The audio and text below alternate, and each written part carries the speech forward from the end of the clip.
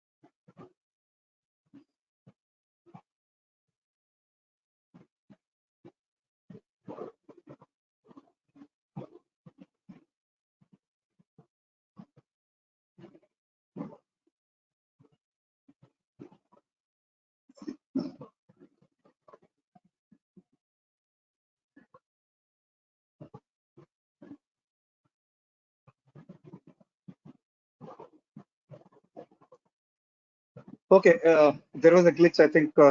So the again, I will tell you what are the causes of valvular heart disease. Valvular heart disease can be either primary or secondary to dilatations of the root or dilatations of the ventricle. And primarily it is because of congenital, infectious, genetic, autoimmune, carcinoid, drug-related, and radiation therapy-related. And the most common form in which is seen in India is rheumatic heart disease, which accounts for 2 to 11 per thousand population in for rheumatic fever, and 120 to 200 per 1 lakh population for prevalence of rheumatic heart disease. Okay, now in the latest 2020 guidelines issued by American College of Cardiology and American Heart Association, the valvular heart disease is divided into 4 stages: stage A, B, and C, depending upon the type of valve disease and the severity of valve disease, compensation or decompensation of left or right ventricle, and the pulmonary artery pressures. So all this is this is the latest staging of valvular heart disease. So A is at risk, B is progressive, C is severe, but the patient is asymptomatic. So asymptomatic, again, it is divided into C1 and C2. C1 is it tells about those patients who have the ventricles which are very well compensated despite having a regurgitation or narrowing of the valve. C2 is asymptomatic patients, but the myocardium is already started to decompensate, either in the form of LV decompensation or RV decompensation. And the last stage, that is stage D, is severe symptomatic disease phase, where the patient develops symptoms of valvular heart disease. So whenever we deal with a case of valvular heart disease, there are a few essential questions in the evaluation of valvular heart interventions. Okay, so the first is, how severe is the valvular heart disease? What is the etiology of the valvular heart disease? Does the patient have symptoms related to valvular heart disease? And the patient, are there any signs which can be elicited clinically or by doing some exercises in asymptomatic patients that indicate a worse outcome if intervention is delayed? And what is the patient's life expectation in the valve disease? And do the expected benefit of treatment versus spontaneous outcome outweigh its risk? So what is the optimal strategy, treatment modality, whether medicines, surgical valve replacement or repair, or percutaneous interventions? Are local resources, that is local experience, and the infrastructure, is it adequate for any planned intervention? And last but not the least, whether the patient is willing for such treatment or no. And the guidelines says that whenever you have any disease, the treatment effectiveness is given by American College of Cardiology and American Heart Association as a class of recommendation and a level of evidence.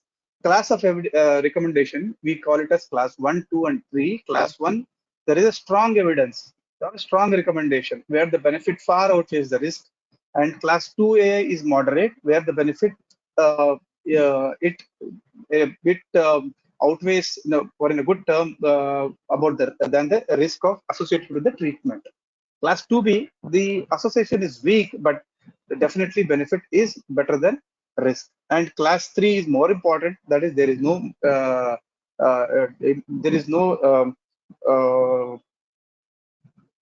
there is no benefit at all in the supposed treatment. And 3 is again divided into 2, 3A and 3B, where benefit is equal to risk in 3A, and 3B is it is harmful and should not be given to any patients.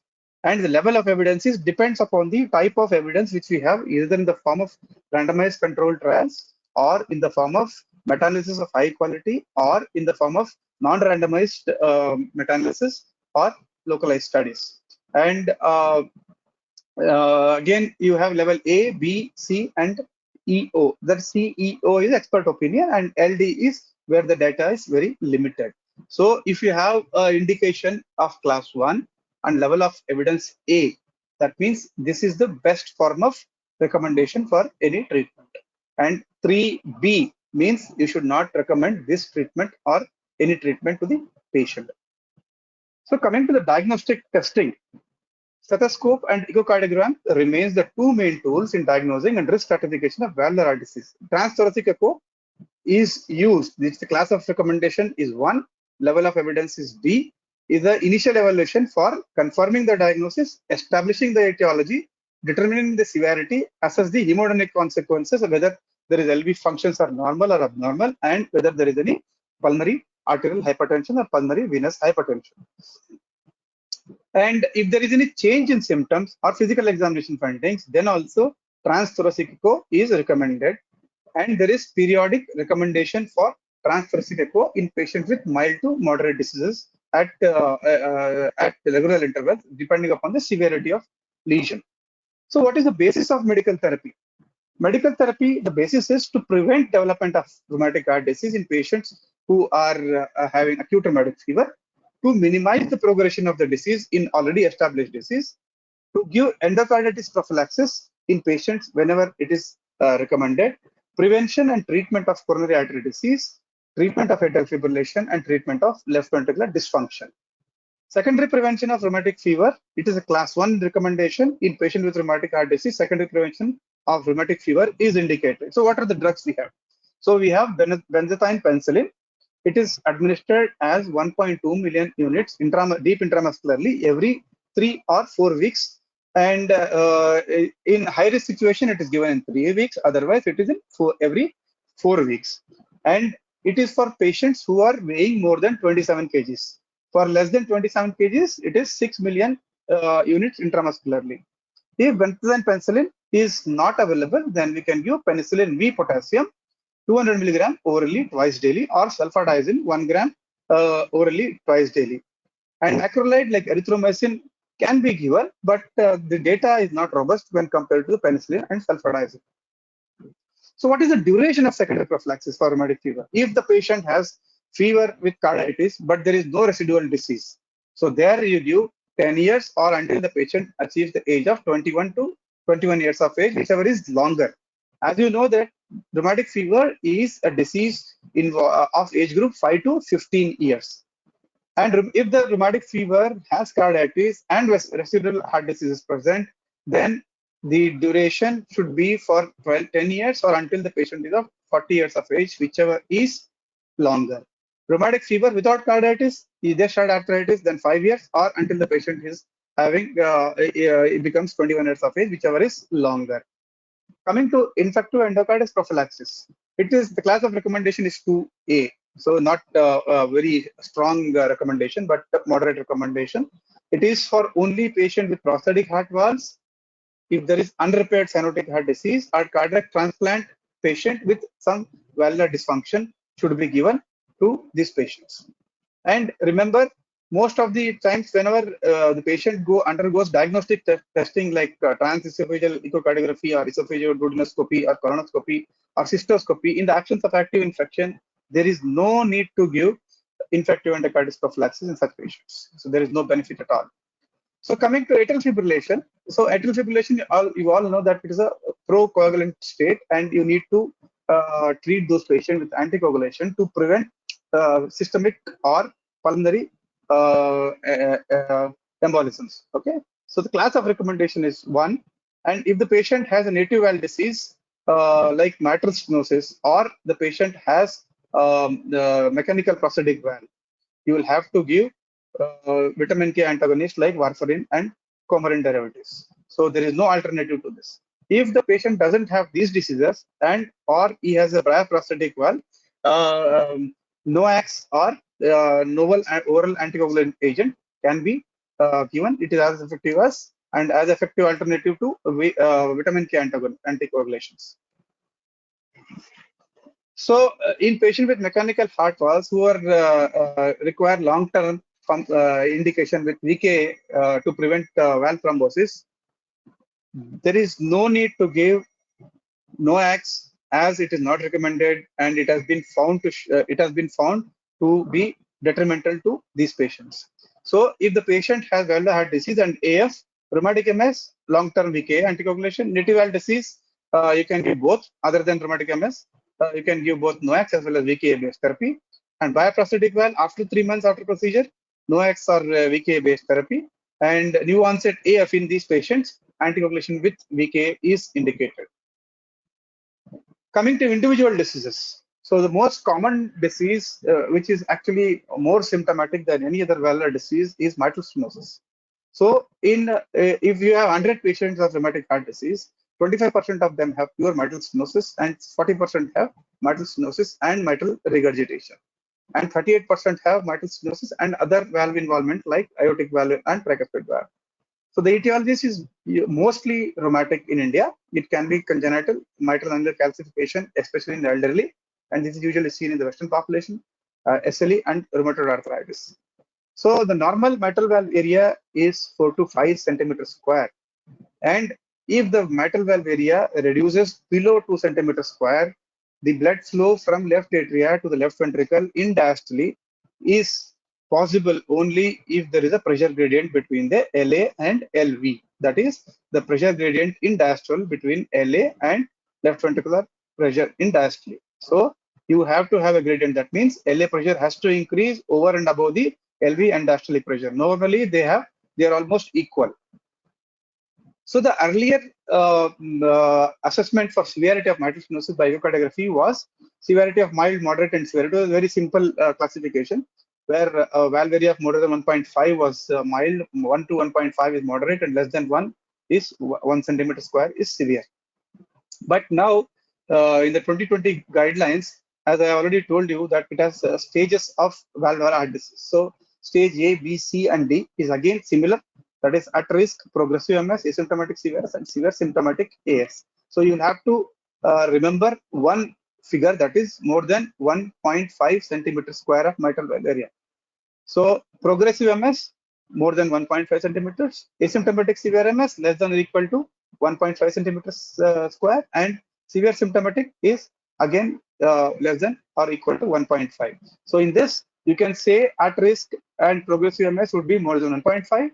Asymptomatic severe MS and symptomatic severe MS would be less than 1.5 centimeter square. So what are the consequences of mitral stenosis? Because the inflow to left ventricle is reduced, consequently the reduced cardiac output is there. And since LA pressure is increased, there is this transmission of this pressure into the pulmonary veins. So that will lead to pulmonary venous hypertension.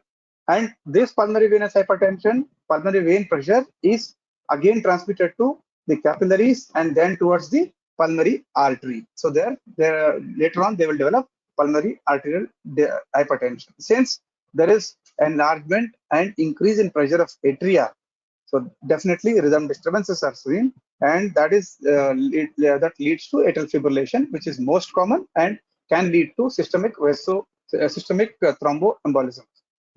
So medical therapy, anticoagulation with VKA, already I have told you it's a class 1 indication.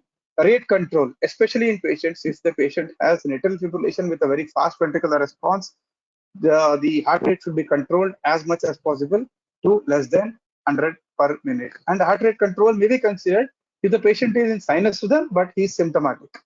Okay, there also heart rate control can help in mitigating the symptoms of mitral stenosis. Then coming to percutaneous transmitral commissurotomy or balloon mitral valvotomy. This is indicated in symptomatic patient with valve morphology, which is very suitable for PTMC. That is, there is no calcium in the valve and there is no subvalvular involvement of mitral rheumatic process. And as you know that mitral valve is an apparatus, okay, where it has mitral valve, it has chordae, it has papillary muscles. So all these included is fibrosed in patients with mitral stenosis. And symptomatic patients who are either at not candidate for surgery or at high risk for surgery can also be given an option of BMV.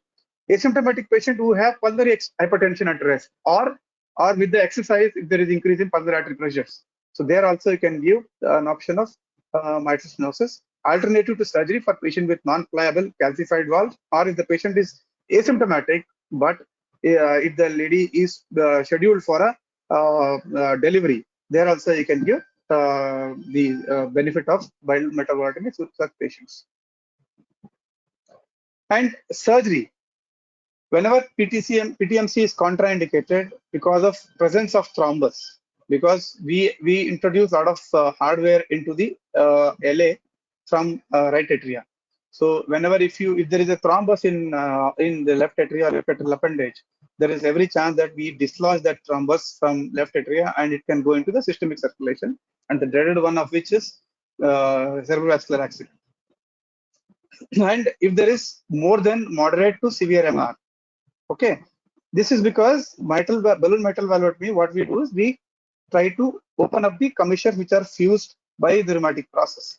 So in the process of opening up the commissures, there is every chance that the leakage or the mitral regurgitation can worsen in presence of mitral stenosis. So this will tend to add on to the regurgitant volume in the LA, and there is sudden increase in LA pressure, which can decompensate the patient. And if the valve morphology is not suitable, which I have already told you that if there is more calcium in the valve or if the subvalvular apparatus is thickened and calcified, there also it is not suitable treatment. And surgery for other indications, like if the patient is scheduled for aortic valve disease also, treatment for aortic valve disease also, then there is no point to go for balloon mitral valvotomy. The patient would be better handled by surgery for both the lesions. So this is the flow chart of how do you manage patients with rheumatic mitral stenosis. If the valve morphology is favorable and the lesion is severe, you can go for balloon mitral valvotomy. Or if it is not favorable, if there is a clot, then periodic monitoring by giving anticoagulation and see whether patient turns symptomatic, then treat. If there is no symptoms, once the clot is dissolved, then we can go again schedule for balloon mitral valvotomy. If the patient has symptomatic and severe MS and valve morphology is favorable, then you can go ahead with balloon mitral commissurotomy. Second, coming to the other lesion, that is mitral regurgitation. So the etiology is either it is acute, which can be very serious condition, or it can be a chronic, which is well tolerated lesion. In acute, either it is because of papillary muscle rupture, because of trauma, or HOCM patients, or in patients with infective endocarditis or acute ischemia. That is coronary artery disease, MI causing papillary muscle rupture. And chronic, usually it is because the most common is rheumatic heart disease. Sometimes it can be myxomatous degeneration in Marfan syndrome, congenital heart disease, HOCM, and dilatation of left ventricle. HOCM is hypertrophic obstructive cardiomyopathy. So medical therapy for systolic dysfunction is reasonable.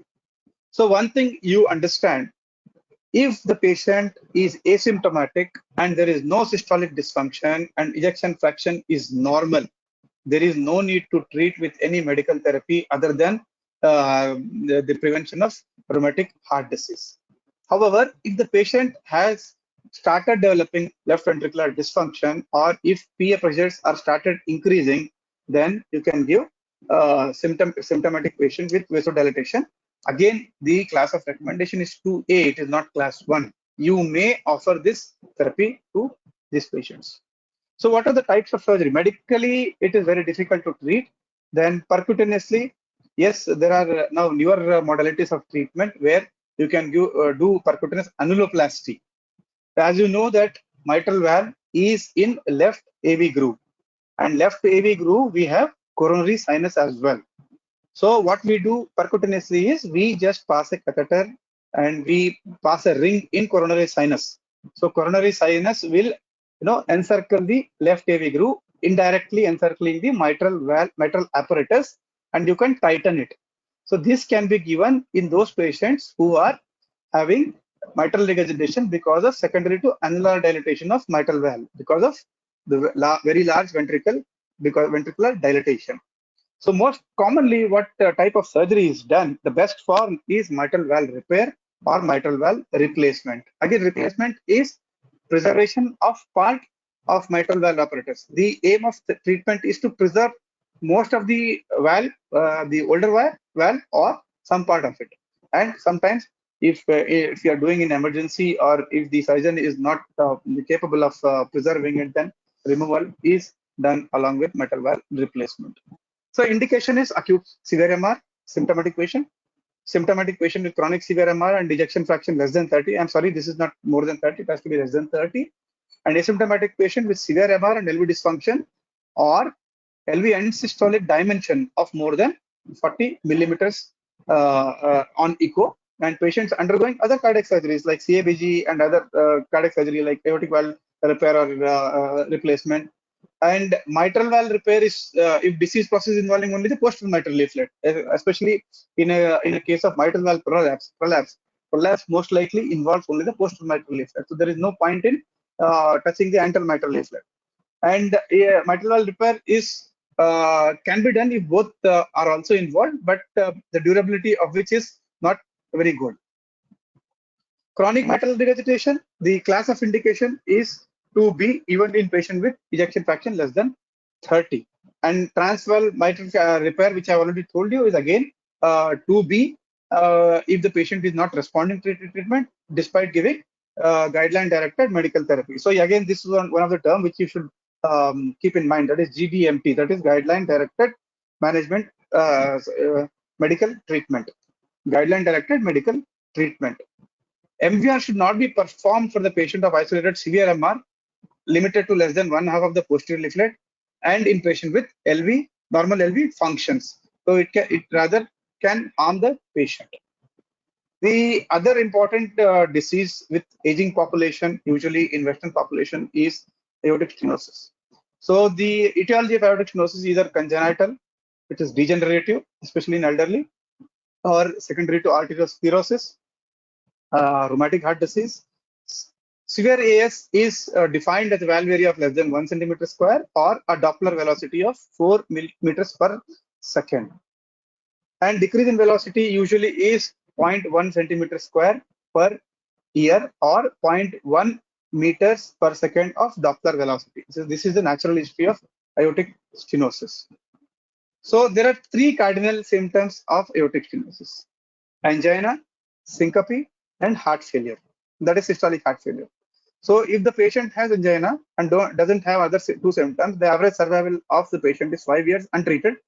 Syncope, average survival lessens down to 3 years. If there is frank systolic heart failure, average survival is only 2 years. That is, if the patient develops symptoms, you should give treatment to these kind of patients as early as possible. So medical treatment, especially in elderly who have hypertension and are developed are predisposed to arteriosclerosis, hypertension should be treated with the available medical standard guideline-directed medical therapy. Vasodilator therapy can be given only in those patients who have class 4 symptoms or LV systolic dysfunction as set in. Statin therapy in arteriosclerosis in prevention of arteriosclerosis is not indicated. There is no benefit which has been observed in trials. So timing, AVR is recommended with severe high gradient, that is 4 meters per second. Either they have symptoms or on exercise, it's a class 1 and recommendation. If the patient has severe asymptomatic AS, that is C2 with ejection fraction less, that is decompensated phase. Then again, it becomes a class 1 indication. And if the patient is undergoing scheduled for other surgeries, also it is a class 1 indication to replace the aortic valve. So now we have aortic valve replacement in two forms. That is, whether it is in the form of surgical AVR, which was the gold standard earlier on. Now it is transcatheter aortic valve replacement. That is, it is percutaneous valve replacement through the femoral arteries. Or there are other arteries also, other access also can be done if the femoral arteries are diseased. So initially, TAVR was indicated to only patients with prohibitive surgical risk or high surgical risk.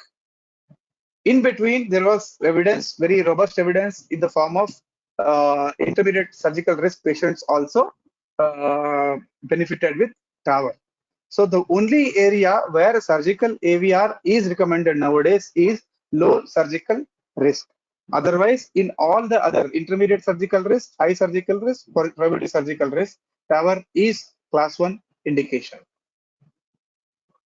So sometimes we might offer only balloon aortic valvuloplasty. So usually it is not done because the restenosis is very, very high to the tune of 50 to 60% in the next 6 months to 1 year.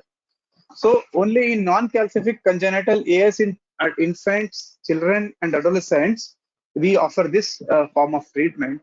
In adult, we give this kind of treatment only in cardiogenic shock, severe heart failure who are extremely high risk for open surgery, or as a bridge for TAVR or SAVR, or severe comorbid conditions that preclude surgery. Then coming to the other lesion, that is aortic regurgitation. In asymptomatic patients with normal LV function, the progression to symptoms or LV dysfunction is less than 6% per year. Sudden death is less than 0.2% per year, or death is less than 0.2% per year. And asymptomatic patient with LV dysfunction, there is rapid progression to cardinal symptoms, that is to the tune of 25% every year, and symptomatic patient, the mortality is more than 10% per year. That means to say, if you need not treat this patient with surgical valve replacement if the patient is asymptomatic. However, if the patient is symptomatic and or develops LV dysfunction, systolic dysfunction, these patients should be considered for surgical treatment of aortic valve. So this is again the level of indication, the class of indication is 1 and level of evidence is B for most of the things which I have told. However, in asymptomatic patients with a resting ejection fraction of more than 50%, with LV dilatation, that is LV end diastolic dimension of more than 70 millimeters or end systolic dimension of more than 50 millimeters, this becomes the indication, or class of indication becomes 2A. And 2A, and if there is dilatation of aortic root in syphilis or in other diseases, or aortopathy, or in Marfan syndrome, you need to do a repair of the ascending aorta as well as the aortic valve replacement, especially if the patient is of Marfan syndrome. If there is dilatation of ascending aorta of greater than or equal to 50 millimeters, these patients are recommended with aortic valve, aortic root repair.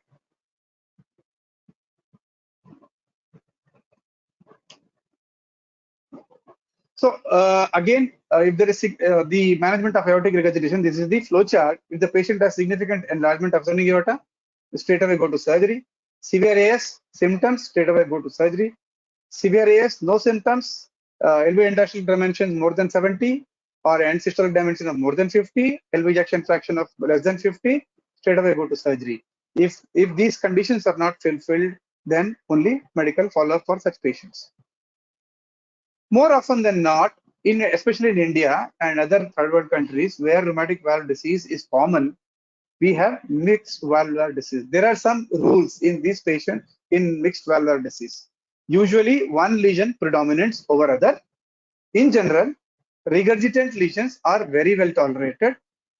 Stenotic lesions are less well tolerated. That means the symptoms, if the patient is coming early with the symptoms, most often than not, the lesions are stenotic. Proximal lesion tend to mask the severity of distal lesions. For example, if the patient has a aortic valve disease and mitral valve disease in the form of MS and AS, the severity of AS is masked because of MS, because the inflow to the valve, that is ventricle, is less because of the mitral stenosis. Naturally, the flow across the aortic valve also will be less. And if the patient has tricuspid stenosis and mitral stenosis, tricuspid stenosis will mask the severity of mitral stenosis. If the patient has MS with PAH will mask the severity of mitral stenosis. Proximal lesion, why PAH is considered as proximal lesion? Because there is PAH means there is obstruction in the arteries also, pulmonary arteries, which is proximal to the mitral valve. And for such situations, it is very difficult to establish a perfect guidelines. So you will have to usual approach is to treat the most severe disease. Then combined to individual combinations, mitral regurgitation and aortic regurgitation. This is one of the lesions which causes the largest of the hearts. It's called as cor bovinum. Surgery is a treatment of choice. If you can do mitral valve repair, aortic valve replacement and mitral valve repair is the treatment of choice. If it is not feasible, then aortic valve and mitral valve should be replaced. So if there is combined mitral stenosis and aortic stenosis, symptoms will be usually of mitral stenosis. The mitral stenosis will underestimate the severity of aortic stenosis.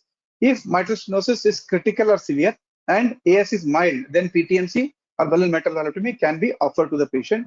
If it is severe and AS is moderate to severe, then you will have to replace both, or you can do open mitral valvulotomy and along with aortic valve replacement. And this is the most dangerous or malignant combination, that is aortic stenosis and mitral regurgitation. Why it is a dangerous combination? Because there is increase in LV and diastolic pressure because of aortic stenosis. Because in the systole, it is not able to pump blood through the aortic valve. There is more blood at the end of end systole. So naturally, the pressure in the ventricle as well as in the diastole, as well as the thickness of the myocardium is also increased, leading on to the increase in left ventricular end diastolic pressure. So whenever there is left ventricular end diastolic pressure and there is MR, so what will happen? There is a gradient between aortic valve as well as mitral left atria in systole. So if there is blockage to the forward flow, what will happen is more blood will go into the left atria, leading on to increasing severity of mitral regurgitation. Here again, the symptoms of mitral regurgitation predominant, and development of atrial fibrillation can be disastrous, because in aortic stenosis, nearly 30% of the inflow or flow of blood from LA to LV is because of atrial booster pump, that is the late stage of diastole. So the atrial contraction, the filling of LV which occurs due to atrial contraction. In AF, this contraction is gone. Now you can very well understand that if 25 to 30% of the filling is gone, naturally the cardiac output also will be reduced consequent to this development of atrial fibrillation. So AVR and mitral valve repair whenever it is feasible, or if it is not feasible, then AVR and MVR. So at the end of this class, what are the take-home messages? So I would like to summarize this 2020 Valvular Art Guidelines, which was published in 2021. One important thing which has come is staging. The staging of the valvular heart disease A, B, C, and D on the basis of symptoms, on the basis of valve anatomy, severity of valve dysfunction, and response of the ventricle to the valve dysfunction and anatomy, and the response of pulmonary circulation, be it pulmonary venous circulation or pulmonary arterial circulation. In the evaluation of patients with valvular heart disease, history and physical examination findings should be correlated with the results of non-invasive testing. If there is concordance between the two, there is no other investigations which are required. If there is no concordance, that is, if there is discordance between the clinical signs and symptoms and non-invasive findings, only then invasive findings or invasive tests should be undertaken. For patients with valvular heart disease and atrial fibrillation, most important thing is rheumatic mitral stenosis or mechanical processes, only VKS, like vitamin K antagonist. Rest of the diseases, both VKS as well as novel oral anticoagulations can be offered to the patient. All patients with severe heart disease, valvular heart disease, being considered for valvular intervention should be evaluated by multidisciplinary team. This multidisciplinary team includes a cardiologist, cardiothoracic surgeon, anesthesiologist, a physician, as well as psychiatrist or psychologist, or even a social worker. So the treatment of severe aortic stenosis nowadays in patients other than low risk, TAVR can be offered. That is, transcutaneous aortic valve replacement can be offered for such patient, which is less invasive compared to surgical aortic valve replacement. Indications for TAVR is expanding. So whenever you are offering any form of treatment, especially in aortic stenosis, the decision has to be shared with the patient and the family members. And only after discussing with them, you come to a conclusion as to what type of surgery to be done in this severe aortic stenosis patient, either in the form of TAVR or surgical aortic valve replacement. The basis of treating valvular regurgitation, any valvular regurgitation, is relief of symptoms and prevention of irreversible consequences of valvular regurgitation. And nowadays, the thresholds for treatments are becoming low with the advent of newer valves which are more durable as well as the expertise, which is improving, and as well as the general healthcare, which is improving. And finally, a percutaneous edge-to-edge mitral repair, patient with severely symptomatic primary regurgitation who are at higher probability of risk of surgery, or selective subpatients with severely dilated left ventricle, and symptoms are persisting despite guideline-directed medical therapy for heart failure. I would be more than happy if you can ask any questions on the chat box.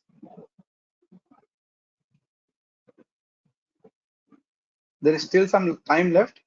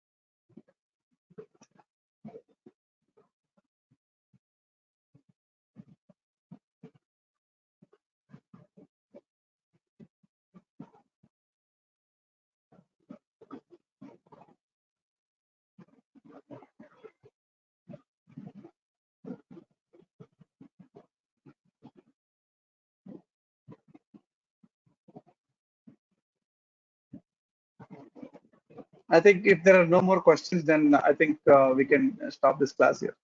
Thank you. All the best to everyone.